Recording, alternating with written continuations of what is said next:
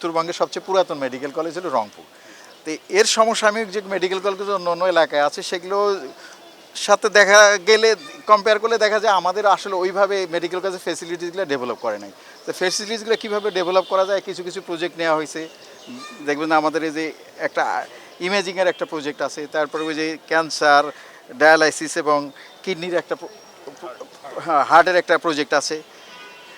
এগুলো আসলে এই প্রজেক্টগুলি আমি একটা দেখতে আসছি, এর অগ্রগতি এগুলো কবে হবে, এটার অগ্রগতির উপর নির্ভর শুধু এই স্ট্রাকচার হলে হবে না, এর সাথে আমাদের জনবলও দরকার। এই জনবলগুলো আমরা ওদিকে চেষ্টা করছি যাতে স্ট্রাকচার হওয়ার সাথে সাথে জনবল পদগুলো তৈরি করা যায় এবং এটা ফুল ফেজে চালু করা যায়, এর ব্যবস্থা করছি। এবং আমি দেখতে আসছি এটা অগ্রগতি কতটুকু, এবং সেই সঙ্গে হাসপাতালের যে সেবাটা কীরকম আছে, পরিষ্কার পরিচ্ছন্ন কিংবা অন্য ফ্যাসিলিটিস।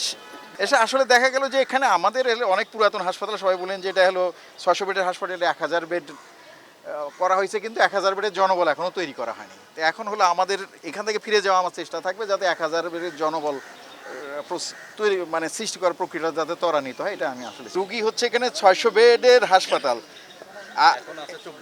এখন রুগী আছে 2400। আসলে এটা ডিফিকাল্ট টু মে, এত এমনি জনসংখ্যা বেশি থাকলে আসলে পরিষ্কার পরিচ্ছন্নতা কিন্তু অবনতি হবে, মানে একটু সমস্যা হবে। তারপরেও আমরা চেষ্টা করছি আর কি।